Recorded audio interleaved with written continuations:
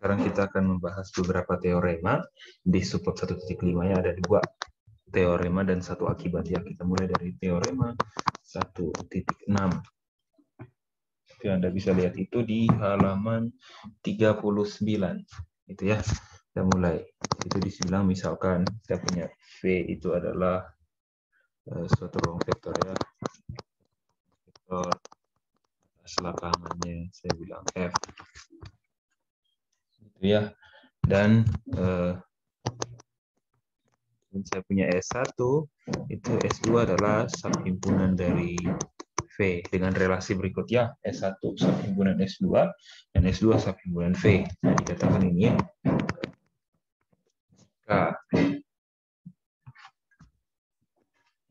S1 bergantung linear, maka S2 linear. Seperti itu ya, jadi istilahnya kalau yang sebagian kecil dari S2 itu bergantung linear, maka S2-nya juga bergantung linear. Kita buktikan ini ya. Oke. Kita punya apa?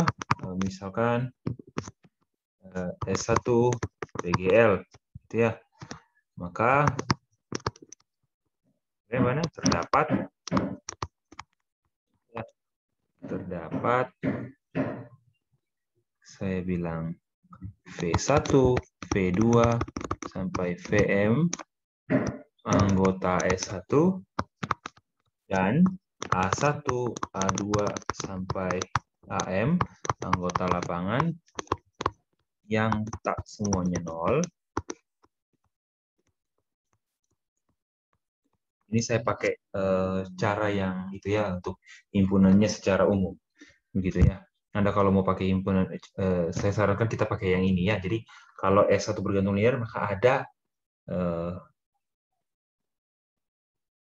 tadi ada misalkan ada satu subhimpunan dari S1 sebanyak M, yaitu V1 sampai Vm, sehingga kombinasi linearnya 0, tapi ada koefisien yang tidak 0. Jadi cara menulisnya ada anggota-anggota S1, gitu ya. Sehingga apa? Kombinasi linearnya sama dengan 0, tapi ada koefisien yang tak 0. Gitu ya. Sehingga apa? 1, 1, 2, M, M, V. Nah, perhatikan bahwa apa? Kita punya apa? Perhatikan bahwa S1 itu subhimpunan S2. Akibatnya apa?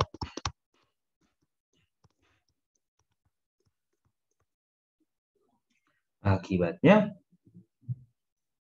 V1, V2 sampai Vm itu juga anggota S2. Dan berlaku apa?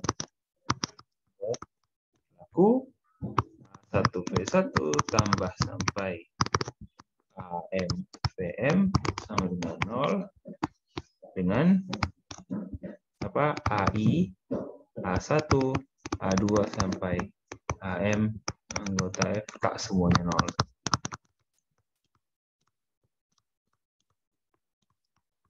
Karena kita punya gitu ya anggota-anggota S2 yang kombinasi linearnya itu 0 tapi koefisiennya ada yang tidak 0, maka ya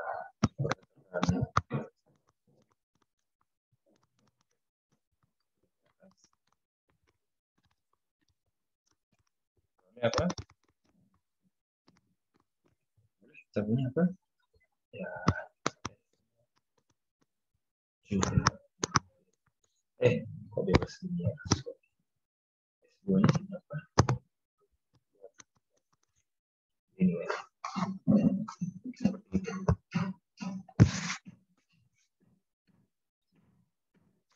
Gitu ya. Jadi ini untuk ini. Nah, dari teorema ini kita dapat suatu akibat ya. Ini adalah pernyataan kontraposisi dari yang atas gitu ya. Apa? Lanjut ya.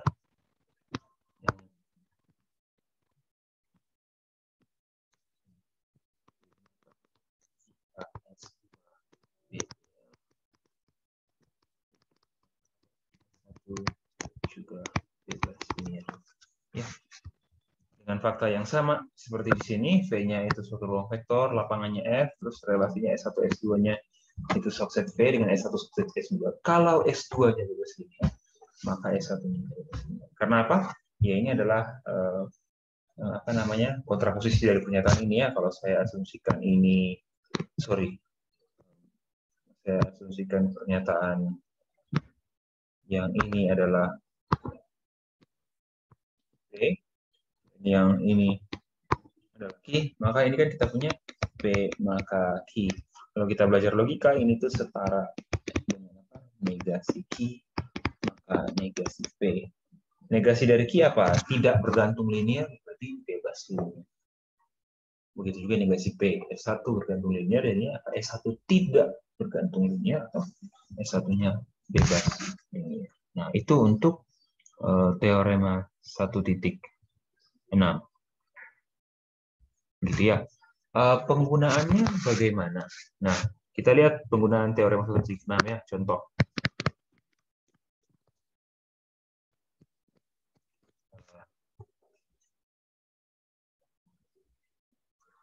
Oke, contohnya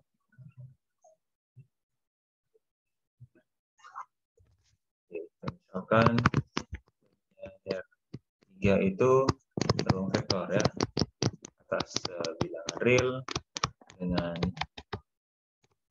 relasi tambah dan kali standar ya.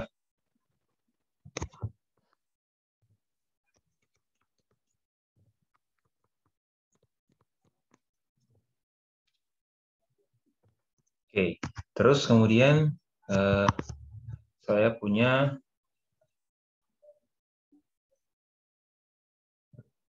S1 itu adalah himpunan isinya ini. Sorry, jangan lupa indeks ya.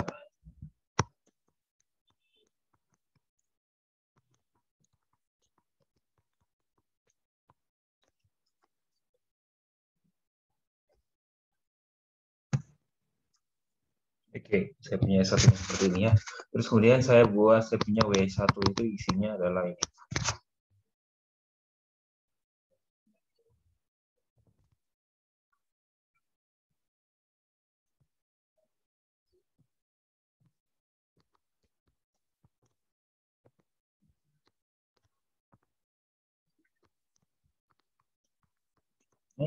Misalkan ya.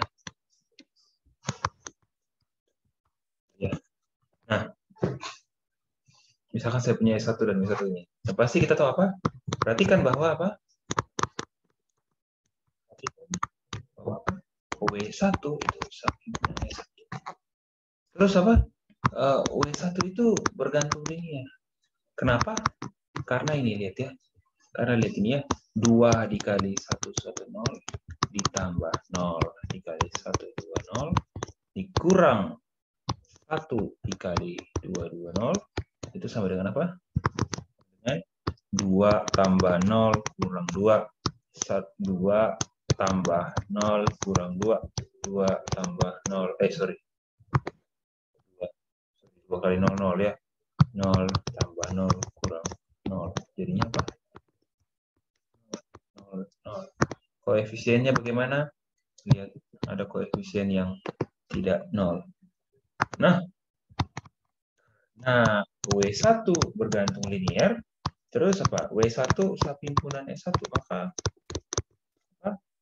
Ya, menurut teorema 1.6, ya S1 juga.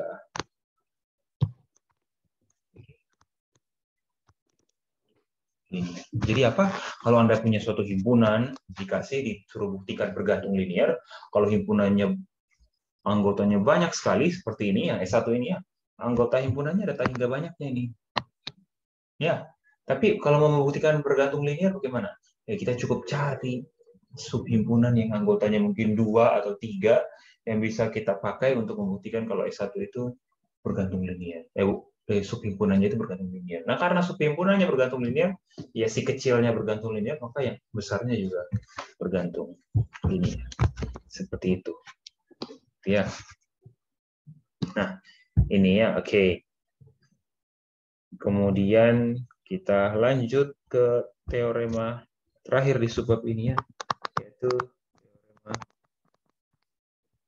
1.7. Teorema 1.7 bagaimana? Oke, kita punya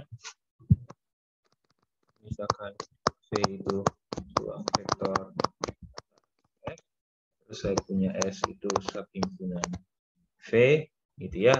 S itu bebas linier. Oke, S itu bebas linier.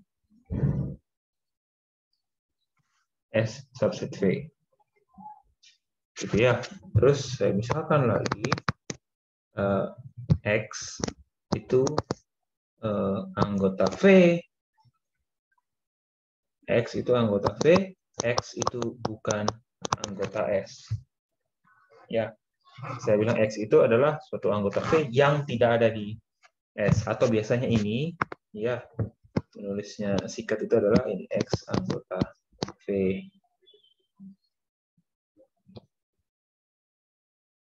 Bukan S.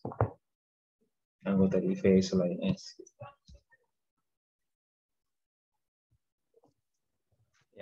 Ya, saya bisa tulis seperti itu. Nah, misalkan X anggota V dan X itu bukan anggota S. Nah, kita lihat teoremanya mengatakan bagaimana S gabung X, saya pakai X saja ya, karena V kecil dan V besar itu agak susah dibedakan. Kalau Anda lihat di buku pakai V ya. Itu dikatakan bergantung linier, gitu ya. Jika dan hanya jika V-nya, sorry kok V lagi ya. Jika dan hanya jika apa? X anggota dari span S.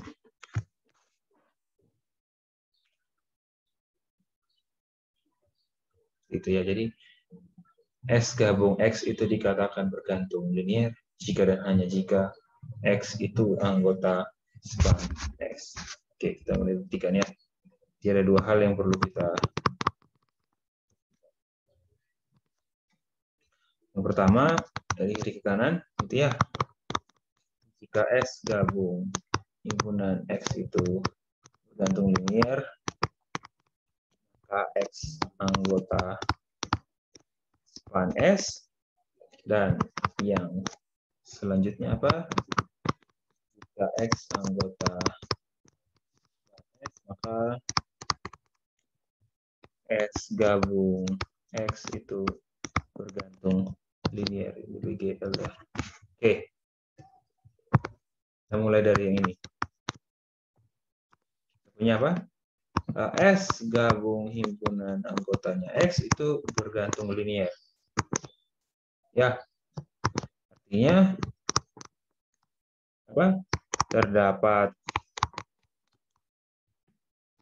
V1, V2 sampai VK anggota S gabung X, ya. Sehingga apa? Sehingga A1 V1 sampai AK VK sama dengan 0, ya, dengan A1, A2 sampai AK anggota F tidak semuanya 0.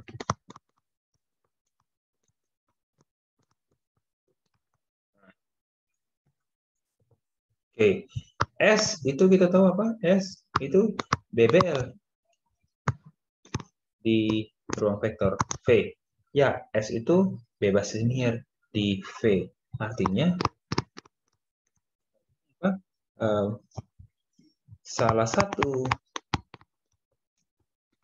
dari V1, V2 sampai apa? VK adalah apa?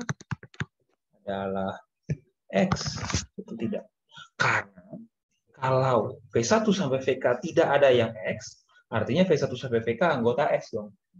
Loh, anggota S kombinasi linearnya 0, tapi ada koefisien yang tidak 0. Wah, menyalahi.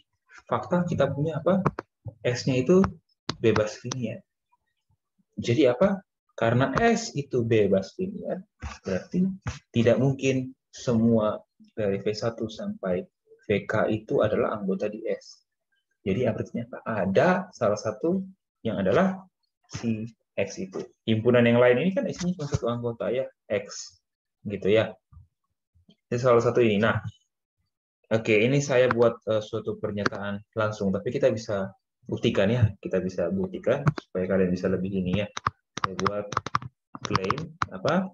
Claim tulisan yang itu tadi ya. Salah satu dari X1 sampai kok X1 lagi. Sorry ya, V1 ya.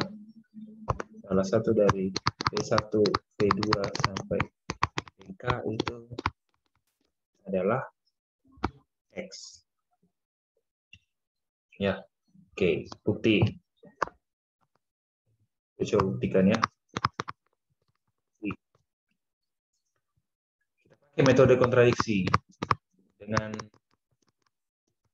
kontradiksi, kita apa? Andaikan tidak. Andaikan tidak demikian. Tidak demikian artinya apa? V1, V2 sampai VK itu tidak ada yang sama dengan X.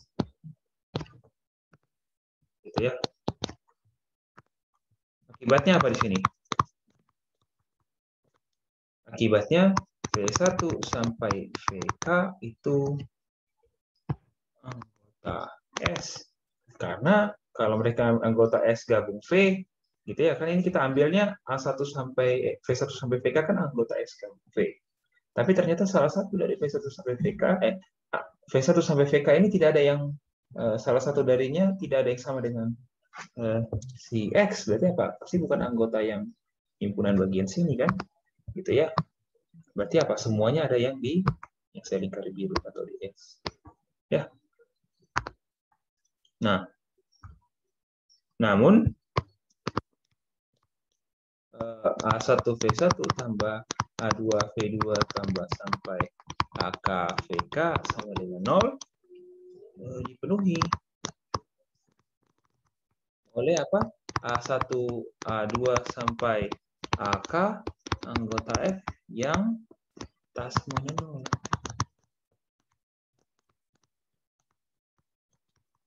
Nah, kalau gitu artinya apa? Ya, ini kontradiksi. Ini apa? Kontradiksi. Dan fakta bahwa apa? S berarti apa? Kontradiksi. Ya, fakta ini berarti apa? Salah satu dari V1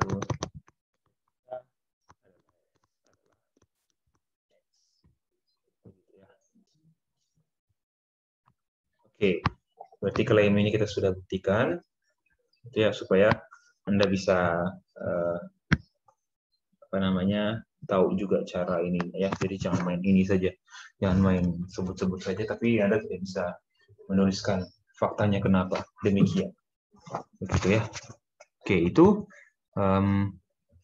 kita sudah berhasil menunjukkan kalau salah satu dari V1 sampai VK adalah X, gitu ya. Saya tulis di sebelah bagian ini ya, di sampingnya claim. Oke, saya bilang tanpa mengurangi keumuman, saya tulis WLOG ya, without loss of generality, tanpa mengurangi keumuman. Saya misalkan V1 yang X. Gitu ya, maka ya A1 V1 sampai AK VK itu jadinya apa? A1X ditambah A2 V2 AKVK itu sama dengan 0. Itu ya, sorry ini saya hapus. Sama dengan 0. Satunya kita bisa ganti jadi X. Nah, juga apa? Juga koefisien dari X, yakni apa? A1, itu pasti bernilai tak 0.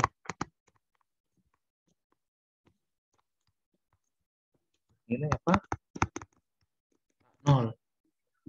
Ya, pasti koefisien dari X itu juga bernilai tak 0. Mengapa?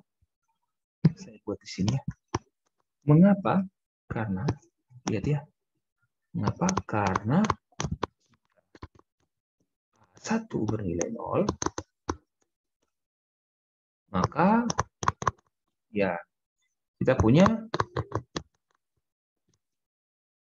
A2V2 sampai AKVK sama dengan 0. Gitu ya.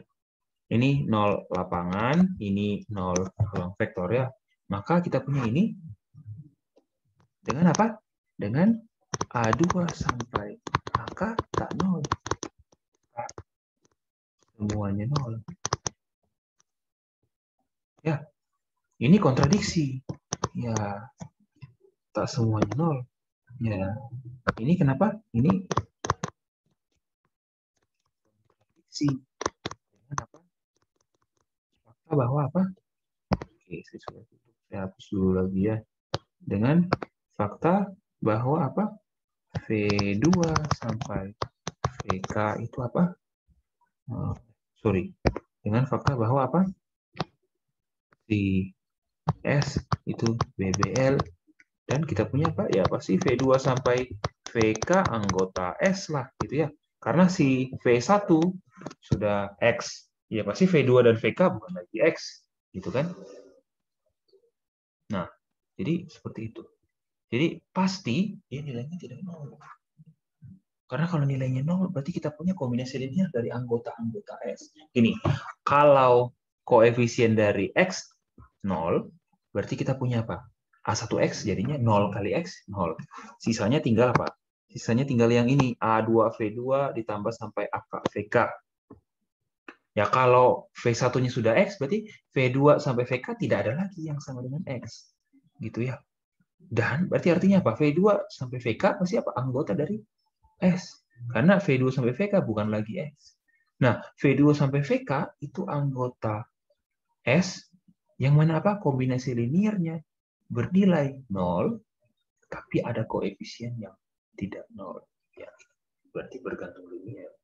Kontradiksi dong dengan fakta bahwa S bebas linear. Oleh karena itu, kita punya apa? Pasti koefisien dari X itu tidak 0. Ini alasannya ya yang saya buat kotak biru. Berarti, oke. Jadi kita tulis apa? A1X sama dengan apa? Minus dari apa? A2V2 tambah AKVK. Gitu ya. Oke. A1 tak 0. A1 anggota F. Ingat, setiap unsur tak 0 di lapangan punya inverse. Maka A1 inverse gitu ya. Itu anggota F dengan apa? A1 dikali A1 inverse sama dengan A1 inverse dikali A1 sama dengan apa? Identitas perkalian atau 1. Ya, berarti A1 inverse kalau kita kalikan dengan A1X berarti sama dengan apa?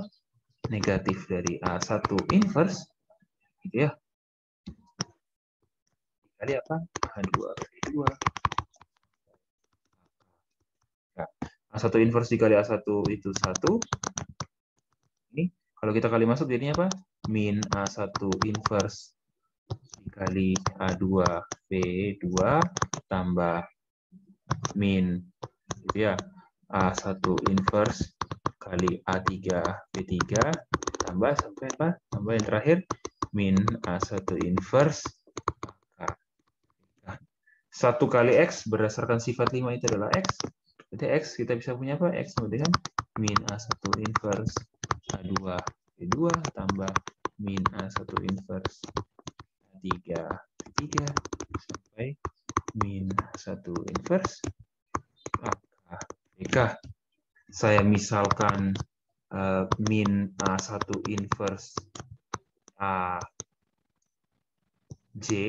itu adalah BJ untuk J dari 2 sampai K, supaya singkat ya.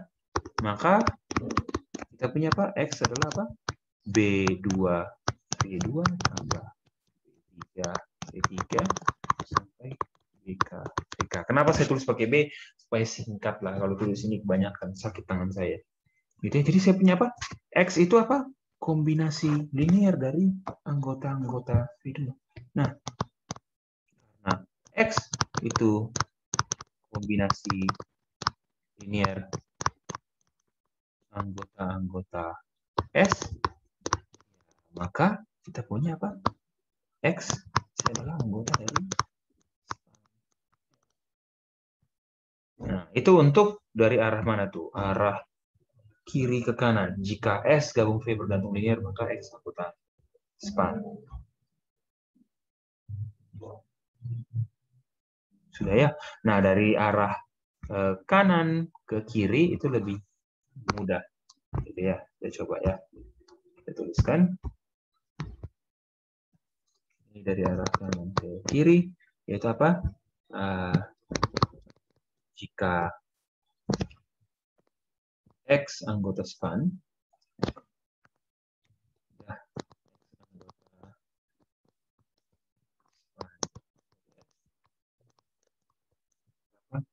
anggota span dari S, maka S digabung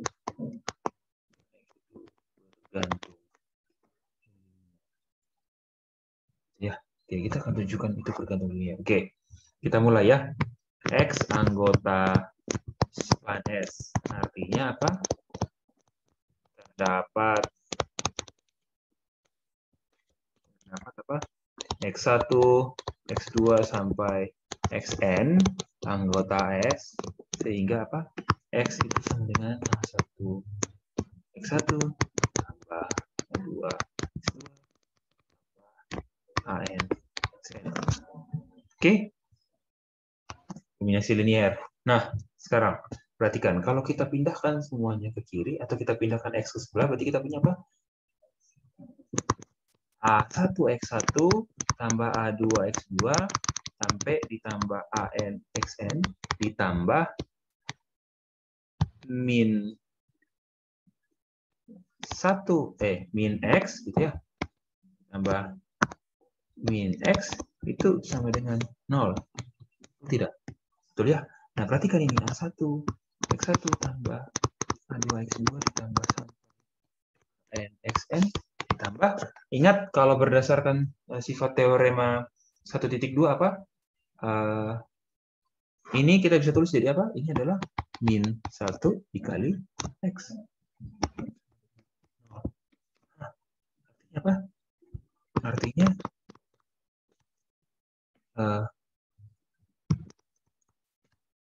kombinasi linear dari, saya bilang, W yang isinya X1, X2 sampai Xn, terus dengan X, kombinasi linear dari W, gitu ya, himpunan di W, kombinasi linear dari, sorry, saya jangan tulis seperti ini ya, kombinasi linear dari X1 sampai Xn, sampai X, X1 sampai Xn, kemudian X, itu bernilai 0, namun ada koefisien yang tak 0. Ya, ini apa? Yang mana yang koefisiennya pasti tak 0? Kalau A1 sampai AN kan kita nggak tahu ya. Yang pasti yang kita tahu tidak 0 apa? Si koefisiennya X. Ya, ini min 1. Ya. Saya buat himpunan W isinya apa? X1 sampai Xn dan X. Berarti apa? Berdasar definisi, maka kita punya apa? Makan lagi, sorry. Ini maka ya. Maka W apa? Bergantung. Terus, perhatikan. W apa? Subhimpunan dari S gabung X. Terus W BG ya. Jadi dengan teorema